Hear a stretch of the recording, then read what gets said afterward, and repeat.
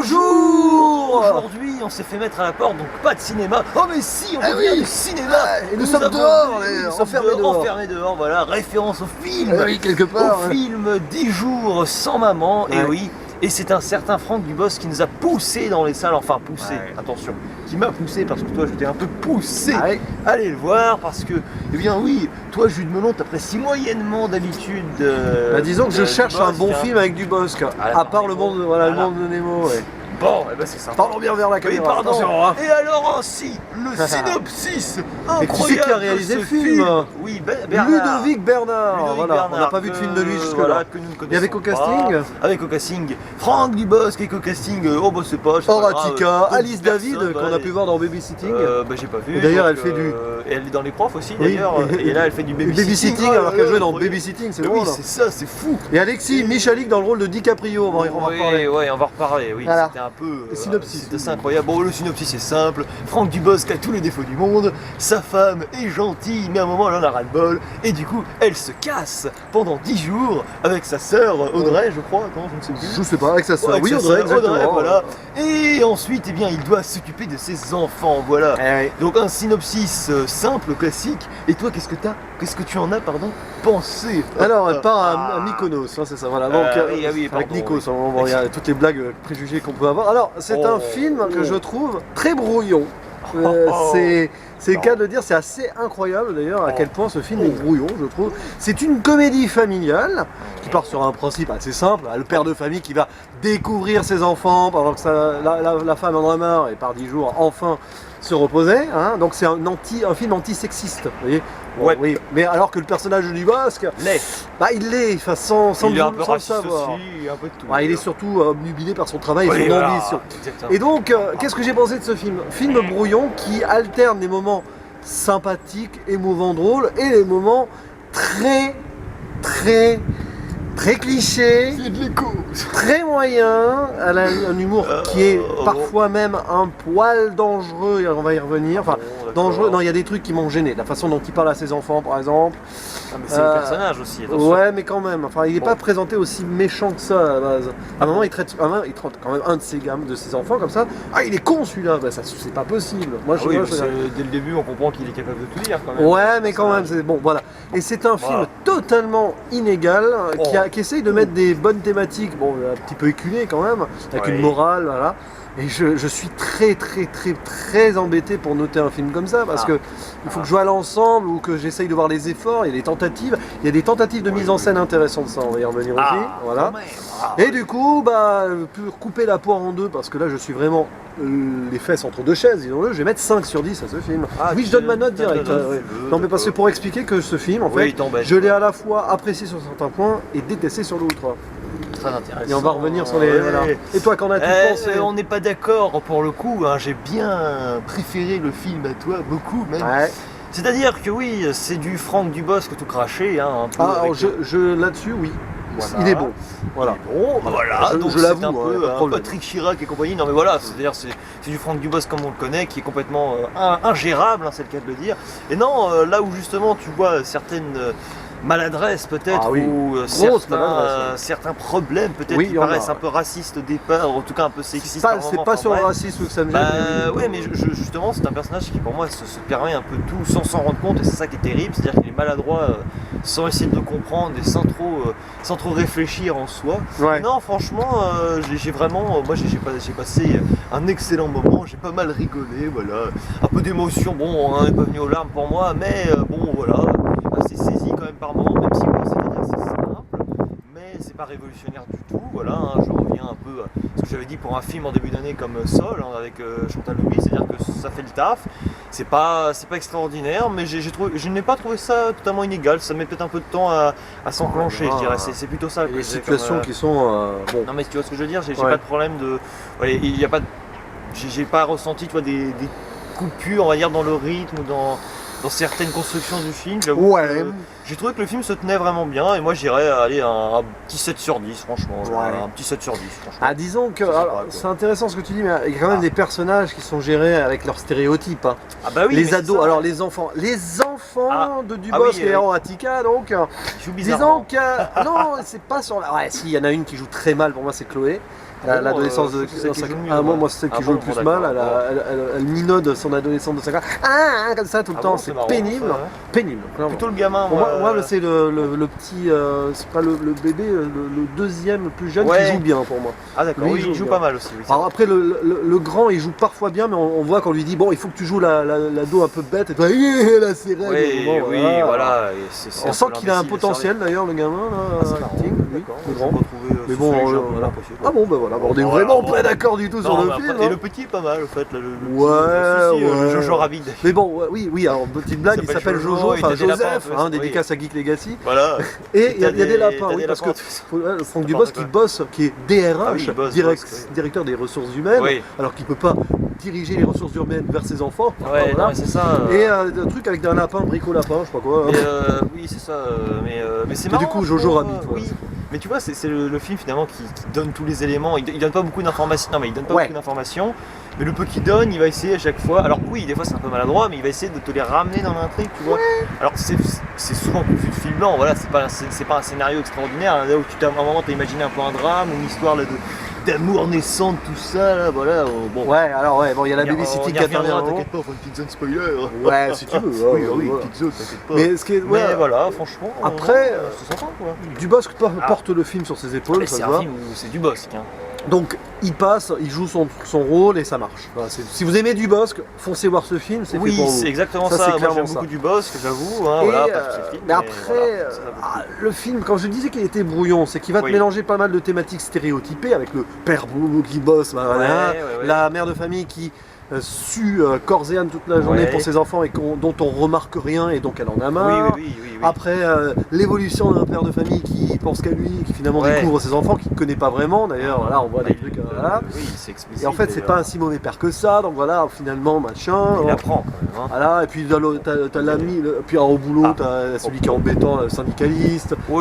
Et puis DiCaprio. Alors là. Oui, un petit délire sur DiCaprio. Voilà, en fait, il y a un jeune arriviste, une sorte de Macron qui veut prendre la place du chef. Un bel ami plutôt. C'est ça.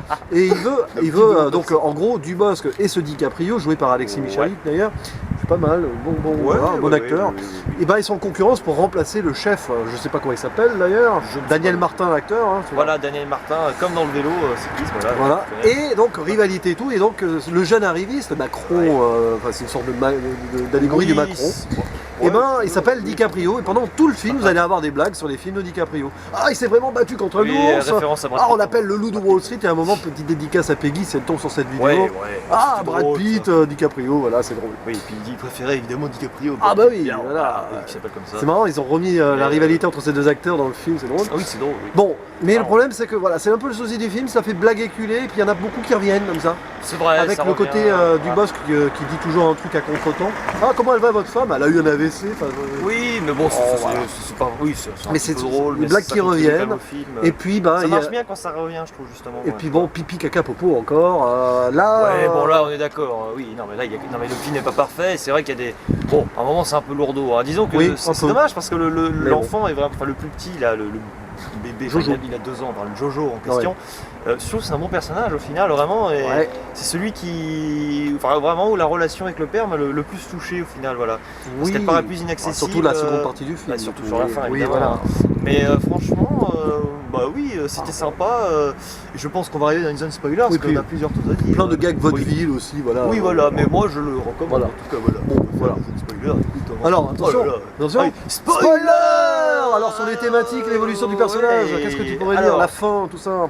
Alors oui, justement, alors moi déjà premier point, c'est pas vraiment thématique pour le coup, mais je vais y penser avant d'oublier, c'est sur le regard constamment presque à la caméra avec le Franck Dubosc. C'est ça, alors ça on aurait même pu en parler hors zone spoiler, mais c'est intéressant, ça fait une surprise, on a été surpris dès le début, regard face caméra et on annonce la fin du film, on dit et oui vous voyez, c'est de ma faute tout ça. Non, je sais pas si c'est la fin du film, moi je pensais que c'était le début et que ça allait être un carnage, on comprend au bout d'un moment quand même. D'ailleurs quand il arrive comme ça, en mode un peu truc de vacances, on s'attend à ce qu'ils disent alors on attend pas Patrick. Ouais, c'est ça, il y a une référence au camping complètement dès le début, c'est ça qui est assez fou. Et donc c'est intéressant niveau mise en scène, ça fait un peu presque documentaire, tu vois, c'est ce qu'il ne faut pas faire et ce qu'il faut faire après pour être un bon père, c'est un peu. Mais c'est ça, bon plan d'intérêt, c'est-à-dire qu'il y a une boucle, c'est-à-dire au début face caméra il nous parle, puis à la fin il parle. aussi aux spectateurs. D'ailleurs, après, il dit ah mais tu parles à qui? Tu parles ça, tout oui, seul. j'ai adoré. C'est amusant, ça. C'est un bon passage. C'est une bonne petite trouvaille. Voilà. Oui, c'est un peu, ça joue quand même beaucoup sur l'absurde, parce que bon, oui, voilà. Même si le film, évidemment, non, mais voilà, véhicule un certain message, tu vois, voilà, il est quand même conscient. Pas conscient de ses limites, c'est pas ça, mais il est conscient que voilà, on est aussi là pour bien rigoler et que par moments, bon, ça délire un peu, et comme tu dis. Là où tu vois quelque chose de brouillon, moi j'y vois justement un peu, tu vois, une tentative d'essayer de nous faire marrer quand même, de pas rester toujours cloîtré sur un sujet. Pour que le film dure bien 1h38 et qu'il n'y ait pas de problème de longueur, selon moi. Ouais, bon, un peu. Bon. Bah, un petit peu avant la fin, un moment, voilà, on tourne un peu en rond, mais quand même un regard, je sais pas si tu trouves pas vers la fin, un regard très corrosif sur la famille française. Hein. Ouais, bon, c'est beaucoup ces gens qui sont omnibilés par leur boulot, par les réseaux sociaux et tout. Puis à un moment, à cette scène au match de tennis à la fin, on a dit ah ils sont tous en train de s'engueuler. Elle dit ah ouais mais t'es pas là pour ta famille. Et même la fille qui joue au tennis, qui est l'amie. C'est ça, oui. C'est le nouveau mari de la sœur. De la sœur. De la mère. Voilà, qui a poussé sa fille à jouer au tennis, alors qu'elle en a marre. En fait, c'est le choix. Voilà, c'est la famille des fois décide, le père ou la mère décide pour ses enfants. Et t'as le bâton. Et le mari qui décide pour sa femme. Donc c'est un peu la famille, les mal-être de la famille qui sont dénoncés dans ce film. Voilà, exactement. C'est un peu grossier par moment, mais bon. C'est quand même grossier, c'est grossier. Voilà. C'est gros. Sur les zones spoiler, il y a le personnage de Julia, je crois, la ouais, ah oui, alors elle, tu t'attendais. Je me dis à un moment, oh ouais, l'air de dire, il va y avoir une histoire d'amour. Voilà, moi je vois, c'est dramatique et tout. En fait, que sa femme revienne, il en veut plus parce qu'il voulait garder la babysitter, mais pas du tout. Ouais. En fait, on découvre que c'est la kleptomane du début du film, donc de bricolage, que Dubosc a viré. Et du coup, malaise. Enfin, kleptomane, oui, je crois qu'elle est kleptomane, elle l'est pas. Non, en fait, elle n'est pas kleptomane. C'est vrai qu'ils arrivent à nous... Non, mais ça, ils arrivent à bien nous le faire voir. C'est-à-dire qu'au début, on s'est dit, le personnage où c'est vrai qu'on est un peu sur la même longueur d'onde avec Dubosc. C'est là justement qu'on commence pour la première fois. On s'identifie toujours au personnage de Dubosc, surtout parce que le personnage est drôle, tout ça. Oui. Et voilà, l'acteur est quand même assez génial dedans, je trouve. Mais c'est vraiment la première fois où on arrive à comprendre à peu près le choix, tu vois, de Dubosc. Et c'est là qu'il se bourre encore, finalement, c'est ça qui est chouette. Et finalement, le personnage de Julia, qui au début on pensait qu'elle était instable, qu'elle volait, mais en fait elle est instable parce qu'elle est mère de famille célibataire. C'est ça. Donc c'est vraiment un film antisexiste qui a, qui a une sorte de féminisme, on va dire, positif, voilà. Mais c'est vrai que c'est un petit peu dommage qu'on prenne du temps à découvrir ce personnage qui est un petit peu laissé de côté aussi. Peut-être qu'il n'arrive pas assez tôt. Ouais, ça aurait dû être plus central dans le film en fait. Parce qu'au début on a la première babysitter qui se renversée, la Maria. Ouais, voilà, mais c'est beaucoup de gags un peu idiots. C'est complètement idiot, c'est gratuit, mais ouais, je trouve ça généreux, tu vois. Bon, oui, c'est un film généreux. Voilà, tu vois, même si ça fait peut-être un peu brouillon un moment. C'est ça le problème. Ils auraient dû recentrer certaines choses. Mais j'aime bien, c'est pas un film pauvre, parce que bon, il y a quand même pas mal de temps, mais des fois des films français un peu qui partent un peu avec cette ambition en général, enfin pas en général, attention, mais ça arrive des fois que on mouline dans la semoule, on sait plus où on va en arriver, tu vois, alors que là on sent que voilà, on voit où ça va nous emmener, même si on a des petits doutes en milieu de film, ou voilà, au deuxième tiers on va dire. Mais franchement, on est content. Bon, moi je le recommande. Ah oui, c'est pas. Bon, 5 sur 10, c'est quand même pas mauvais. C'est pas mauvais, mais bon. Disons que je réfléchis encore. Alors, on fait vraiment on est très à chaud sur le Ah oui, là, il n'y a pas de recul. Oui, d'ailleurs, tu découvres le pâté de Conflans en tonneau. Et c'était pas du flan, ce film, voilà. Ah oui, c'est beau pâté, il y a une salle qui dit. C'est un film très con, mais c'est pas du flan.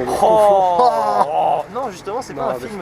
Il y a des moments un peu. C'est un film un peu bipolaire quand même, et c'est ça que j'aime bien. C'est-à-dire qu'il le veut, c'est-à-dire c'est une volonté du. Côté Jean-Marie Poiret du tout. Ouais, mais c'est pas un film. Oui, mais c'est pas un film planté à cause de ça. C'est le film qui le fait. On sent que le réalisateur s'éclate un peu et que. Il a envie d'en jouer un peu, tu vois. C'est pas un film simplet. Le film cul entre deux chaises, c'est à la fois stéréotype classique de comédie, mais en même temps qui tente des choses et qui est généreux. Et je pense qu'il aurait pu tenter des choses et laisser de côté certains blagues prout. Oui, enfin la portée, là pour revenir à la portée un peu, c'est vrai, des fois un peu gratuite. C'est vrai que des fois il y a des propos, un peu racistes qui arrivent quand même. Mais c'est propre au personnage et ça va être justifié après, d'où son évolution, tu vois ce que je veux dire. Il y a un moment ça va pas. Oui, mais. Remarque sur une Philippine, genre elle a été discrète, c'est DiCaprio. C'est pour DiCaprio. Oui, mais à la fin tu comprends vraiment la nature des personnages, tu vois ce que je veux dire. Ah oui. Je préfère ça au Prince oublié où à un moment t'as une petite. Bon, c'est peut-être un peu moins forcé, mais t'as un truc un peu raciste qui sort de nulle part et pour le coup ça sera jamais utilisé par la suite. Enfin, tu vois ce que je veux dire, à aucun moment tu vas comprendre, il n'y a pas de justification. J'ai préféré au Prince oublié aussi. Oui, voilà. Alors qu'ici, bon, tu vois ce que je veux dire, c'est le premier film de l'année et souvent français quand même où on va dire entre guillemets les petites, mais c'est pas non plus, on comprend pas le film, mais à 3-4 occasions, voilà, on va dire qu'on nous pose le racisme mais avec un regard extérieur, voilà, c'est pas, on sent que c'est pas le réalisateur qui aurait des propos un peu bizarres. Surtout le sexisme, hein, voilà, c'est bien dénoncé. Voilà, donc là, voilà, c'est assez intelligent, mais bon. Voilà, on va fermer la zone spoiler, même si la morale de fin, bon, on va pas en révéler plus, mais bon, la morale de fin, on la voit dès le début. Mais oui, mais c'est ça. On a compris, il n'y a pas de... Voilà, mais c'est un peu comme, d'ailleurs c'est marrant, tu m'as dit, ah, c'est comme Sonic, c'est vrai, voilà. Sonic, c'est vraiment la temporalité utilisée de différentes manières, parce que c'est ça, c'est pas un film à, évidemment, à twist, à rebondissement, à retournement, où on va se... C'est comme Sonic dans le sens où on voit presque la fin qui est dans la scène de début, exactement, on nous revient en arrière. Voilà. C'est comme sympa, il y avait un peu un esprit... pas Midsommar, mais je sais pas, dans un moment j'ai vu qu'on allait partir dans un truc très dramatique, il y avait un film d'horreur à la fin, tu vois. Ah ouais, il y a un côté avec la réalité virtuelle, oui, voilà, avec les zombies. C'est assez marrant. Les jeux sur les regards. Oui, c'est ça, mais t'as l'impression qu'on. Beaucoup de jeux sur les regards. Même du Bosque avec son regard bleu magnétique. Mais c'est ça, ah oui, non, mais par contre, il a un regard à chaque fois génial. Pas Daniel Craig, mais quand même. Mais non, mais je trouve qu'il utilise bien mieux encore ses yeux, parce que bon, Daniel Craig, on va dire, c'est naturel, tu vois, dans ses yeux. On fait, oh, incroyable ses yeux, mais lui, il en joue vraiment du Bosque. De toute façon, il a un charisme fou du Bosque, c'est ça qui. C'est pour ça aussi qu'on est, c'est ça, c'est magnétique, on est accroché au film, mais on peut pas décrocher. On peut pas décrocher, on peut pas s'en lasser. Après, j'ai envie de dire, donc moi j'étais très content, franchement. J'en attendais rien, mais j'avais envie de voir pour Dubosc et je n'ai pas été déçu. Et toi, tu as dit qu'on continue, enfin non, on va commencer un Dubosc verse avec Jules Melon qui je connais pas encore trop, quel scandale, à part Nemo quand même, il va falloir en découvrir certains. Bon, et tout le monde debout. Et tout le monde debout. Que t'avais bien aimé. Oui, très bon film d'ailleurs avec Dubosc, c'est ma recommandation du jour, tiens voilà. Je te laisse conclure, mon cher Andy Branche, c'est ta chaîne. Ah oui, c'est vrai. Et alors attention, là il ne me reste plus qu'à dire ciao et à la prochaine. Tu me fasses mon coucou s'il te plaît. Coucou. Merci. Coucou. Voilà.